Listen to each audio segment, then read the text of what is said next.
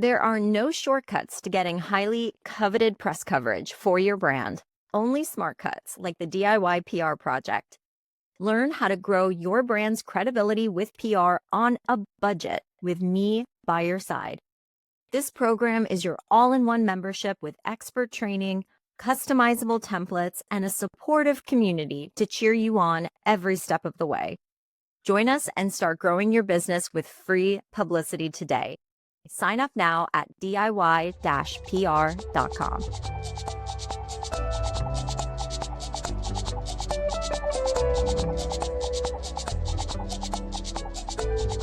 Hello, and welcome back to the Grow Your Wealth podcast, the podcast for entrepreneurs who want to grow their business without burning out. I'm Rena Goodwin, founder of Factor PR, where we help beauty, home, and wellness brands get the recognition that they deserve through the power of visibility, storytelling, and strategy. And in today's episode, we're pulling back the curtain on one of the most impactful and misunderstood tools in your brand building toolkit, and that is the power of editorial awards, like the Good Housekeeping Awards that I am going to particularly focus on here today. So if you've ever wondered how to land one of these coveted seals of approval and why they matter so much, or even how to get your product on the radar of these people in the first place, you are in the right place. But first, let's start with this. Why do editorial awards matter so much and matter more than ever? Okay.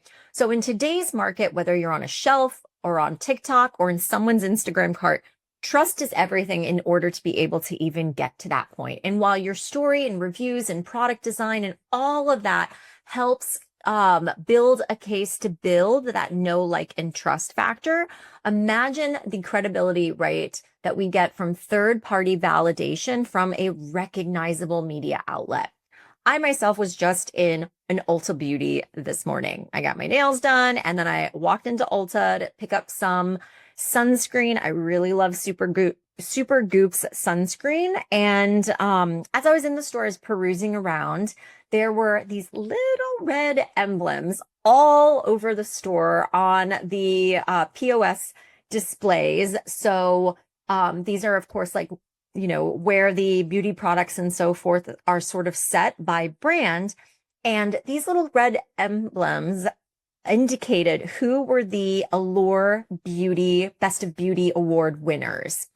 And so, you know, obviously working in PR, I know Allure. I know that Allure is one of the top beauty publications, and that their Best of Beauty awards are no joke. They rigorously test the products. And if you are a beauty, skincare, hair care, etc. brand, and you get awarded this Allure Best of Beauty Award and get to use the emblem, that helps build major cred for your brand, right? It is like one of the creme de la cremes of awards for beauty brands, okay? So as a consumer, imagine you're walking into an Ulta and maybe you're looking for a great mascara. Those emblems are going to stand out to you, right? Because if Allure, who are trusted beauty editors and experts, are testing these products and have awarded these products, they've kind of like done the work for you, right? So especially if you're interested in learning and trying new beauty products, you will likely be paying attention to who Allure is awarding as their best of beauty, right? So awards hold incredible weight, and especially in categories that are incredibly competitive, like beauty, skincare, wellness, and so forth. Awards matter, okay?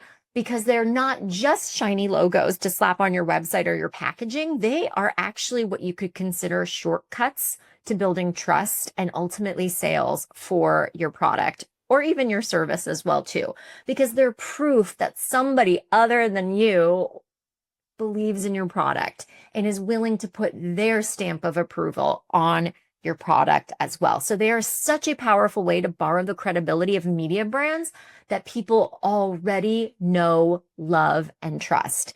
So today, I also want to really call out the Good Housekeeping Awards in particular, because Good Housekeeping focuses on a number of different categories, not just beauty, and knowing our listeners kind of span the lifestyle category, I wanted to shine the spotlight on the Good Housekeeping Awards specifically because these are some of, if not the most rigorously tested products on the market that ultimately win the Good Housekeeping Awards.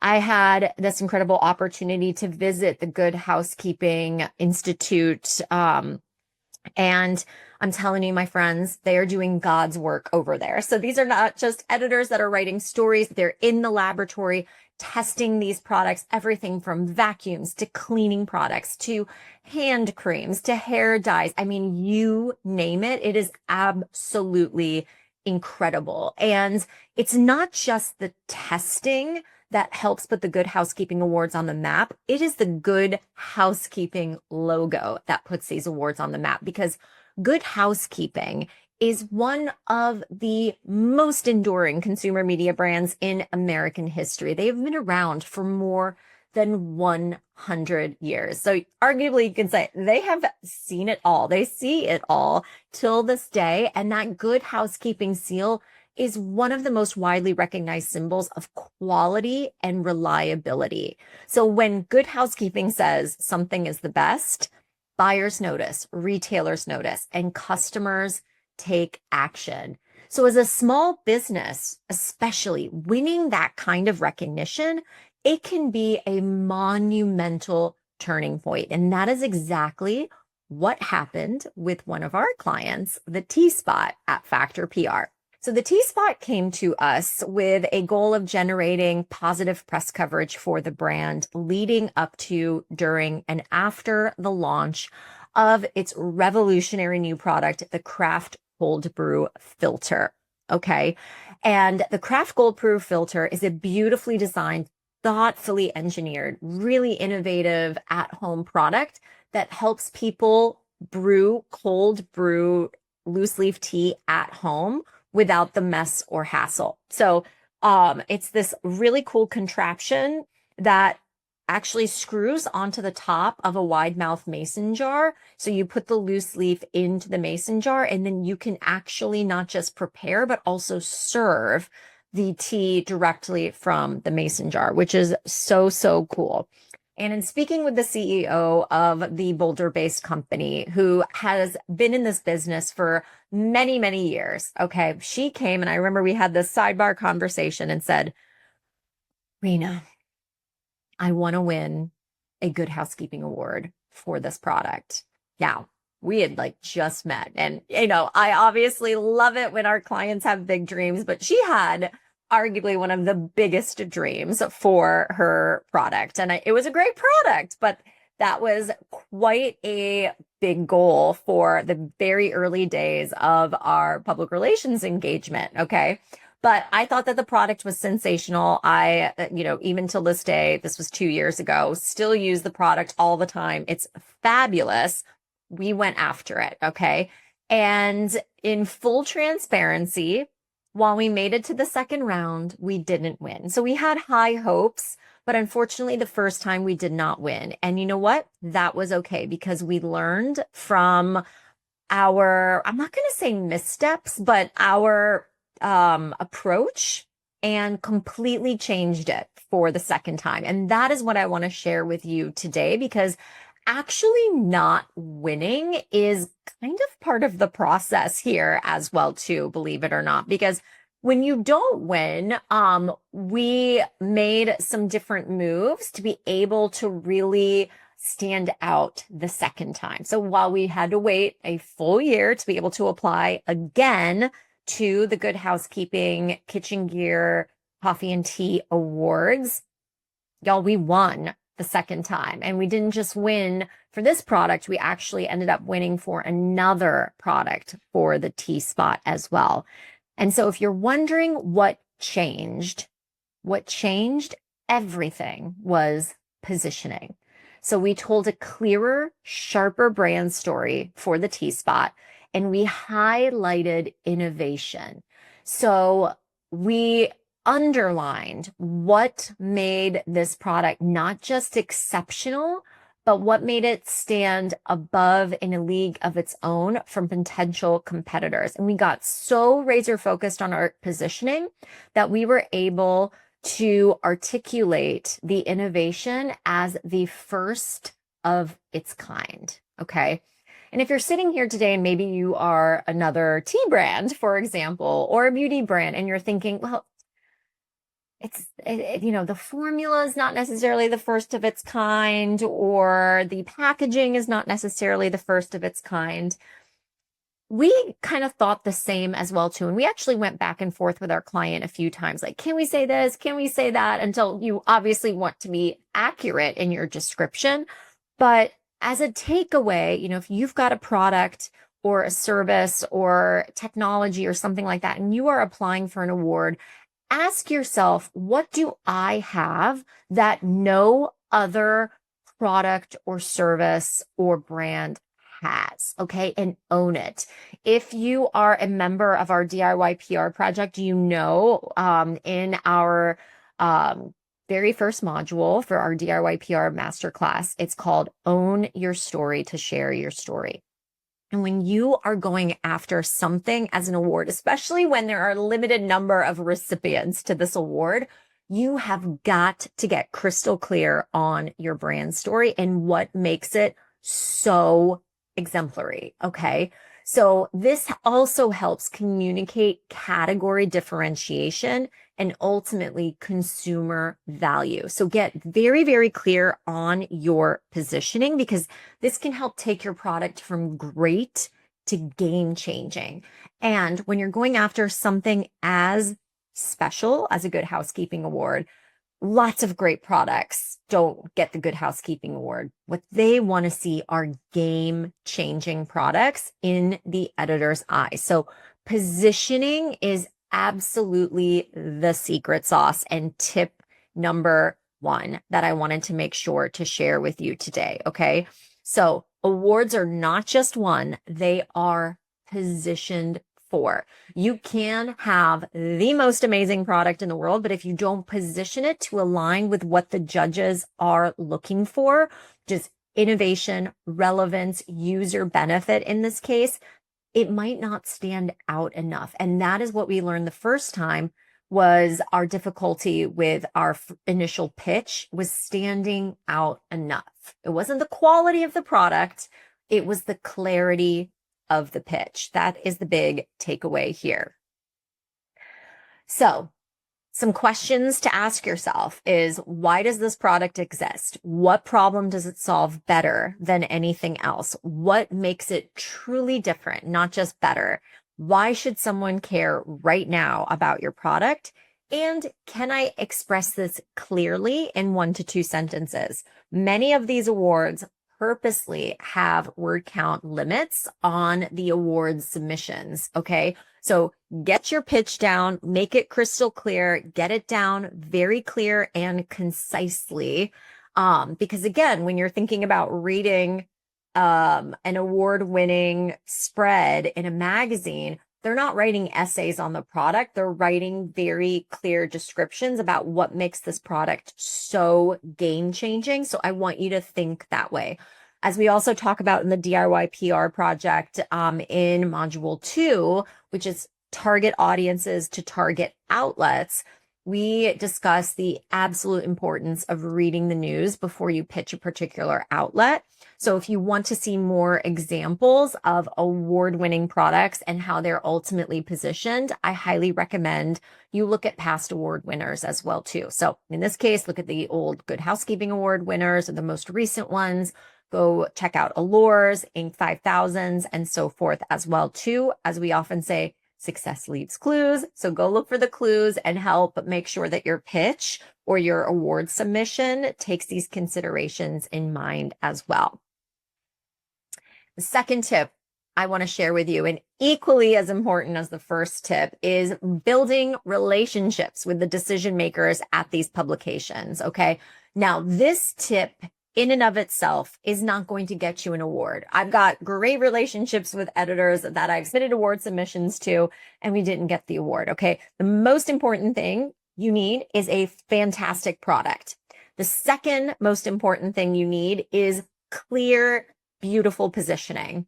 And the third thing that is like icing on the cake, if you can do it, is build relationships with these decision makers, because people give awards. Okay. The publications are the ones that put their seal on it, but the people are ultimately working at those publications are the ones that are giving awards. And before you roll your eyes, I'm not talking about like backdoor politics or anything like that, getting through red tape at these publications. No, but I am talking about creating access and awareness for your brand, because editors are busy and they're reviewing hundreds, sometimes thousands of award submissions.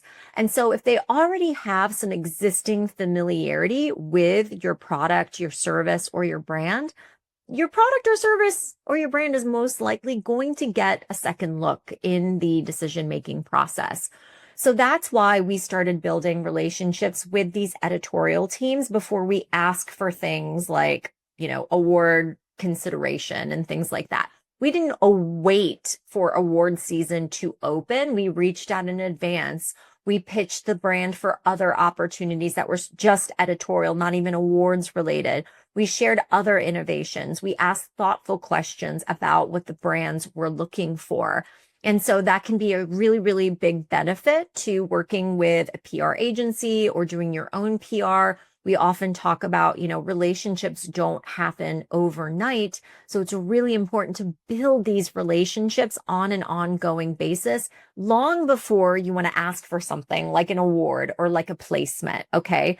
So this is really, really key, because when we linked up in this case specifically with the T-Spot, they came to us because we already had these media relationships. And so our goal was to really strengthen these through the duration of our engagement and leverage them for our client, which we were able to do successfully, of course, too. So in this case with the T-Spot as well, because, right, we were focused, we had our eye on the prize, we took things even a step further. And we met up with the Good Housekeeping team in person and did a little bit of a tea tasting with the craft cold brew filter at the Good Housekeeping lab as well too. And this was great. This was perfect opportunity to interface with the editorial team and, really show them what the brand is about versus just kind of shipping samples and not really having this relationship building opportunity in person. So I know that that's not always available to everyone, but the important thing that we want to keep in mind is to be proactive about relationship building. You don't need a PR agency to submit your product to get a Good Housekeeping Award. You can head straight over to goodhousekeeping.com or allure.com, read the information about how to apply and go ahead and apply. There's usually a fee attached to it too. I believe Good Housekeeping itself is like $700 for each product. You can totally go and do that whenever submissions open up. But if you want to win and you're maybe not a household brand name, maybe you're a small business and you're serious about being considered and ultimately winning, again, you're going to want a solid product. You're going to want solid positioning. And the cherry on top is working on building relationships. So follow these editors on Instagram, engage with their content on social media, on their websites as well too. Share your product launches with them with a personal note. Check in with updates, not just pitches. Use email wisely, right? Keep it brief, keep it personal. Most importantly, keep it helpful for them and build the relationships with them before you make the ask or before you're submitting your product for an award. Can be really, really smart as well too. Now, if you're wondering, am I even award ready? There are a few gut check items I want you to think about as well too, okay? So once again, you want to ensure you have a truly standout product or service, okay? If you don't right now, maybe you have one coming up, that is okay. We often say in my world that you only get one first impression. And unless there are stipulations like your product had to have been released in, X amount of months, you might be able to apply next year if you feel like you need to build a little bit of a better runway, build more relationships. Certainly no harm in applying. As I said, part of our process in learning about what works was to fail the first time. Okay. But just be ready for that, right? Failure is an important opportunity to learn. And in this case, we were so fortunate that it didn't feel like it in the immediate short term, but we failed forward and it was absolutely worth it. So have a standout product that solves a clear problem. Ask yourself, can I explain why this is different or better than what's already out there? Ask yourself too, have I built a clear brand presence? This is also important. We haven't talked a lot about that so far, but making sure your website, your packaging, your social, it communicates quality, consistency, has great engagement, right? They're not just evaluating this single product, they're evaluating your brand as well too, okay? And part of that is having strong visual assets. So photos, a media kit, fact sheet, a great website, all of these things, affiliates, things that editors can really use to sell your product for you as well too. And ask yourself about media relationships. Are you building them with editors now? Can you start building them? This is really important as well too, okay? So if you answered no to any of these, don't worry. You can absolutely, now that you've listened to this episode, get started, okay? But this is the roadmap. We want to truly stand out product or service. We want a clear differentiator and positioning, high quality photography and media assets, consistent branding across all channels, editor relationships or outreach strategy in place, okay? And of course, a plan to leverage the win if you do get it, okay? So this is also really important as well too. You don't want to just win an award, celebrate it for a week, feel really good, and then forget about it. Like other editorial opportunities like media placements, what's so fantastic is once you're an award winner, you can always say you're an award winner. Maybe not for the same year, but a Good Housekeeping Award winner, a Allure Best of Beauty Award winner. These hold weight and leverage that can help build equity in your brand over the long run as well too. So if all of this sounds really great to you, I hope I'm getting you inspired and jazzed to be able to secure your own editorial awards for your brand. Your next steps, again, building these relationships with editors, work on your positioning, assuming you already have a fantastic product or will be launching one here soon. And of course, if this also feels like you need a little bit of help, that's exactly what we do here at Factor PR, particularly through our Path to Prominence method. So our approach here is designed to help you enhance your reputation through strategic storytelling and positioning, elevate your recognition by getting you in front of the right editors, award panels, and media platforms, and ultimately help you earn more revenue more seamlessly by turning that credibility into consumer trust, by increasing conversions, and by elevating new opportunities to you like brand partnerships, events and activations, retail opportunities, and more. So from media kits to award submissions, press pitching, thought leadership, all of it. We have a done for you method with Path to Prominence here at Factor PR that will help you go from overlooked to award winning. Thank you so much for listening. I hope this episode deposited some useful advice and insights to help you grow your wealth. If you enjoyed today's episode, be sure to subscribe so you don't miss any future conversations. You can find more resources, episode details, and updates at growyourwealthpodcast.com. And let's keep the conversation going on Instagram. Follow me at Grow Your Wealth Podcast. I'd love to hear your thoughts, questions, or takeaway from today's show. Until next time, remember, burnout is optional. Take care, and I'll see you next week.